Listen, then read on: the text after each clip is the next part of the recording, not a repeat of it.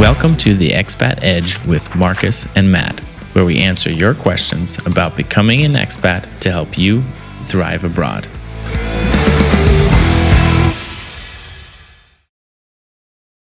Hi everyone, welcome to this episode. Today we're going to talk about what we wish we knew before we became expats. I mean, everybody and everything you do, you learn a ton the first time you try to do something. And a lot of people who want to be expats, dive in. And honestly, I think that's probably the best way to do it. The more research you do, the more paralyzing it becomes to try to actually make a decision and go for it, unless you're, proposed a job, in which case it's a pretty easy decision. But for most people, when they decide to become expats, they do all kinds of research. They try to figure out which country, which city, what they're going to do when they get there. Let's talk about some of the things that we kind of learned from experience, Marcus, when we became expats. Yeah, so one thing that I wish I knew before I became an expat is actually how long I would actually be in the country. How long I would have spent in the country, because when I first I made a conscious decision to I had been to Russia before, but I didn't move back to Russia for a long period of time until after college. And when I made that decision, in my mind, I was thinking, well, I'll be there for 2 years and then we'll be back in the US. Right. And that 2 years turned into 7 years. So I think that's the main thing that I wish I knew. I would have prepared much differently. So I remember asking my dad to sell my car like in year 3 or 4, because I was like, oh, we're going to just move back soon. Right. I would have prepared much differently. Not to say that I wasn't prepared, but I would have maybe let go of material things, sold my car, things like that. Well, do you think, for me, I feel like it was very hard to predict. I mean, when I went to Russia, I thought I would be there forever. And a lot of people move to places and think like that. But I mean, life changes so much in 2-3 years, 5 years, let alone 7 or 10. So I feel like that's a great piece of advice, but how do you think you would begin to foresee the next time you travel, for example, or the next time you become an expat? Well, I think my point really boils down to, if you're going to another country for an extended period of time, and my kind of mistake, I guess, if you want to call it that, was that I didn't let things go completely when the expat mindset is exactly that, right? You're going to experience something else. I think I would have just cut some strings.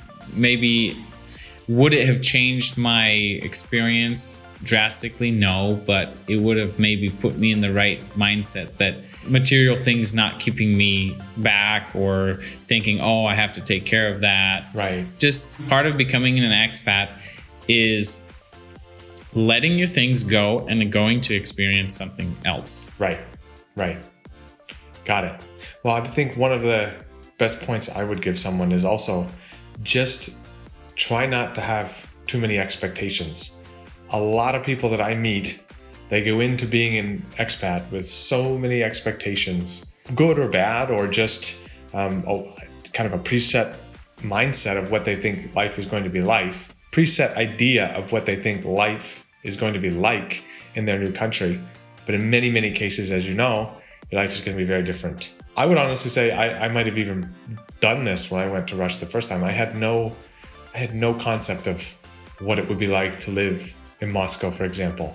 I essentially just showed up and started trying to learn, like, how do you find an apartment? I stayed in a hostel in the beginning. I remember all this, met a bunch of people, and I just had no idea what would even be there. And I was fortunate in that I could take the first 6 months and just completely kind of relax. I mean, I traveled all around Russia and learned as much of the language as I could. So these things are definitely a piece of advice that I would give to someone else. But I think get rid of all of your expectations, because if you have expectations, I've met so many people who have one idea of what the people or food is going to be like, for example. I don't know, I've been to many countries, and by the end of even a vacation, I'm usually pretty sick of the food, even if I love the food. Vietnamese food, for example. Right. I go on vacation to Vietnam, I eat Vietnamese food every day for 2 weeks. I'm just like, I want a slice of pizza, even though I love Vietnamese food when I'm at home. Right. I mean, even with Russia, if you love Russian food, it's going to be horrible after 2 weeks. I mean, it's the same bland food over and over and over again. So if you go in expecting I'm going to move to Vietnam, I'm going to love the food, and my wife accuses me of this all the time. I would love to move to Vietnam, for example. She says, okay, you love the food, and that's like one of the highlights for you, but after a month, it's not going to be a highlight anymore. So these expectations, you just need to try not to have them. And, I think you'll cope a lot better with the cultural differences. Yeah, one thing that I would also add, what I wish I had known before going to Russia, for example, is there's not a lot, because I agree with your statement that for me, going to Russia with very little expectations because I didn't know anything about Russia was actually a blessing. Right. But I might have maybe reached out to the Russian community back home more before my trip, just to get exposed to some Russian cultural aspects. I don't know. And things like that. If you didn't do that, I might advise against that, simply because I did that with the Russian community in the US. Many of them are not very positive about Russia. That's exactly what I was going to say. And they all told me, in my case, they all told me, oh, you're not going to get a good job. It's going to pay you horrible. It's going to be a hard life. And other thing. And it's like, okay, but you're going to be experiencing something a bit different than somebody from that country. Doesn't matter what country it is. So what I would suggest in place of that is trying to find, LinkedIn makes it much, much easier these days. Find some Americans or find some Germans who lived in Russia. Talk to them. They're going to be super happy to talk about their experience, and you're going to get a more accurate, I think, picture of what life will be like there as a German talking to Germans who lived in Russia rather than Russians who have probably immigrated. Now, if you're still in college and you're talking to, students who are studying abroad, that's not a bad way to go. But I think those who have left their country and came to, especially countries like the US, many of them they love their home culture, but very negative about the reality on the ground, in my experience. That's true. So that's one thing that you would have to look out for, because their experience of, immigrating or emigrating from Russia is much different than your experience will be as somebody who has, a budget set aside just to experience the country and things like that. But in my situation, the only person that was telling me about Russia was this teenager. I was in college, so 18-year-old from Russia, and she was telling me tons of good things about Russia. And so she never had that experience where, she had to flee Russia or flee the country. I don't even think that's the problem. I think it's she never had to earn a living in Russia, right? Yeah. Everything was taken care of for her. So that benefited me in that I didn't hear these, bad situations before I went to Russia. I only heard a few good things, and then I went there and I didn't have any other expectations. But you're definitely right. I think it would be better to talk to, people expats who live there, because you'll be more in line with their style of living than, immigrants who live in your country now. Right. And also most immigrants, at least here in the US, they come from nothing in their home countries and build something here. So they have a much more favorable idea of life in America than might actually be realistic for many people as well. So, they come from a very hard background where they struggled in Russia, for example, came to the US and were successful. So obviously their idea, comparing life in the US to comparing life in Russia, where they live much better here, so they're gonna think you're crazy for what. That was what people told me, Russians. Right. Why would you go there? It's horrible for me. And look, I live well here. Yeah, that was always an interesting conversation.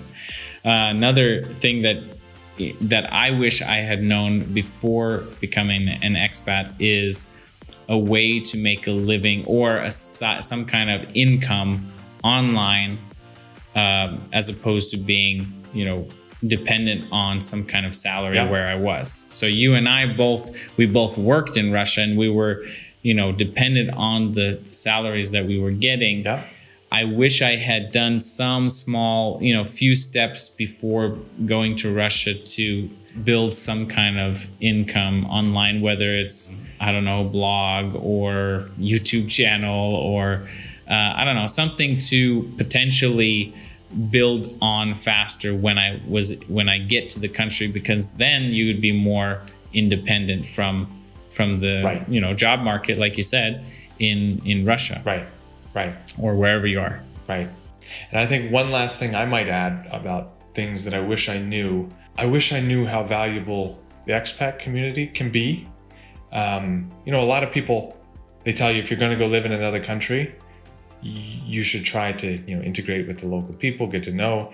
And I think that type of advice is incredibly important if you're moving to I don't know how to put this correctly, but if you're moving to a country like the US or to Germany. But I think when you're moving to a country like Russia, or I imagine it's the same in Vietnam, or somewhere in Latin America, I think it's quite difficult for the average local to give any good advice on life in their country. Right? They can help you with getting an apartment. Yes. They can help you with which stores have the best prices. They can help you find certain things. But I think career guidance from average people is just like they don't understand what you bring to the table. And hey, maybe it's the same in the US. I don't know. If someone came to me from Vietnam and said, how do I get a job in the US?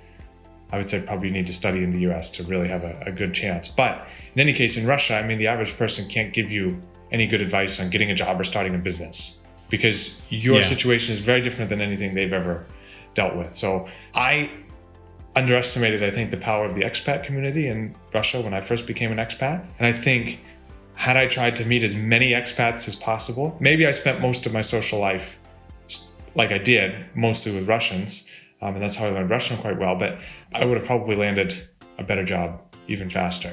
I ended up with a great job in Russia, but I think it actually came through the expat community. So had I tried much more to get to know those people in the very beginning, instead of after a year and a half when, the fatigue with, trying to navigate everything in the local culture starts to set in, you want to have somebody to talk to and kind of relate to. I wish I had gotten to know those people in the beginning, I guess. Right. Yeah. There's definitely this logical fallacy of, oh, you're a local, you must know how to do this, but you're coming at it as a foreigner. So they have the classic example is immigration. Like, I'm going to ask a Russian about the visa process to Russia. It's like Russians don't need a visa to Russia, so they would not ever know how to answer that, So any locals will give you good advice from their but you have to understand that it's from their perspective and not from an outsider's.